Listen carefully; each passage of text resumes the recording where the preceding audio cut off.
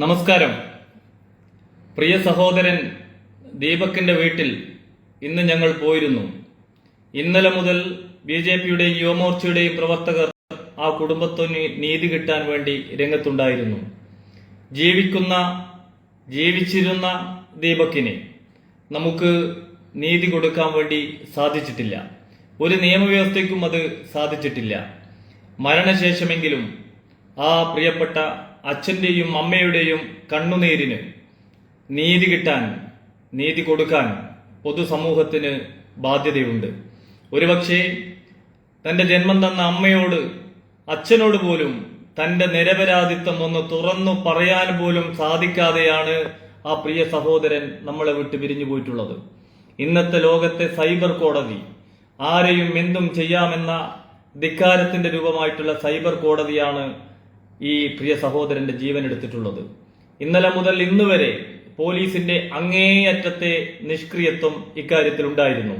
ഇന്നലെ യുവമോർച്ചയുടെ പ്രവർത്തകർ യുവമോർച്ച ജില്ലാ സെക്രട്ടറിയുടെ നേതൃത്വത്തിൽ മെഡിക്കൽ കോളേജ് പോലീസ് സ്റ്റേഷനിൽ പരാതിയുമായി പോയപ്പോൾ ആട്ടിയിറക്കുകയാണ് ഉണ്ടായിട്ടുള്ളത്. 24 മണിക്കൂർ കഴിഞ്ഞതിന് ശേഷമാണ് ഒരു മൊഴിയെങ്കിലും എടുക്കാൻ വേണ്ടി ഇവർ തയ്യാറായിട്ടുള്ളത്.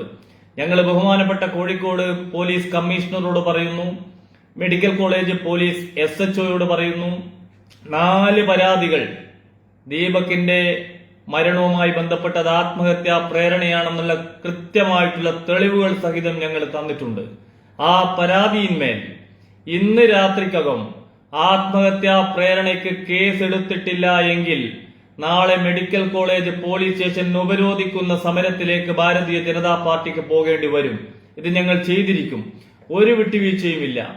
ദീപക് എന്ന് പറയുന്ന പ്രിയപ്പെട്ട സഹോദരൻ തന്റെ അമ്മയുടെയും അച്ഛന്റെയും മുന്നിൽ തനിക്കെതിരെ വന്ന ആ അപമാനഭാരം, വ്യാജമായി നിർമ്മിച്ച വീഡിയോയിലൂടെ ഉണ്ടായ അപമാനഭാരം സഹിക്കാൻ, അത് താങ്ങാൻ സാധിക്കാതെ തന്റെ സഹപ്രവർത്തകരോടൊപ്പം സുഹൃത്തുക്കളോടൊപ്പം ഒരുമിച്ച് ജോലി ചെയ്യുന്നവരുടെ മുന്നിൽ പോലും ഒന്ന് തലയുയർത്തി നിൽക്കാൻ പോലും സാധിക്കില്ല എന്ന് ആ അപമാനഭാരത്താലാണ്, ഈ വ്യാജ വീഡിയോ അതുണ്ടാക്കിയിട്ടുള്ള അപമാനഭാരത്തിലാണ് മരണപ്പെട്ടിട്ടുള്ളത്. ഇതിന്ന് ലോകം മുഴുവൻ അത് ബോധ്യപ്പെട്ടു കഴിഞ്ഞു.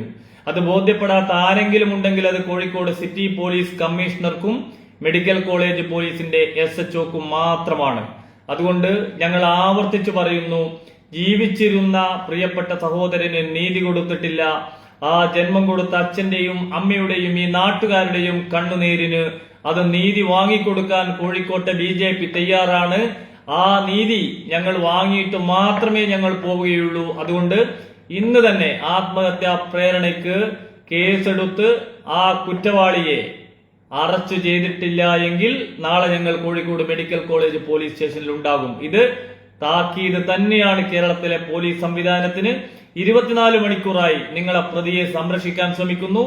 ആത്മഹത്യാ പ്രേരണയാണെന്ന് അത് മനസ്സിലാക്കിക്കൊണ്ട്, നിരപരാധിയാണ് ദീപക് എന്ന് മനസ്സിലായിട്ട് പോലും നിങ്ങൾ കേസെടുക്കാൻ തയ്യാറായിട്ടില്ല. അതുകൊണ്ട് ഒരിക്കൽ കൂടി പറയുന്നു, ഇന്ന് രാത്രി 12 മണിക്ക് മുമ്പ് കേസെടുത്തിട്ടില്ല എങ്കിൽ നാളെ ഞങ്ങൾ നിങ്ങളുടെ പോലീസ് സ്റ്റേഷനിൽ BJPയുടെ പ്രവർത്തകർ ഉണ്ടാകും.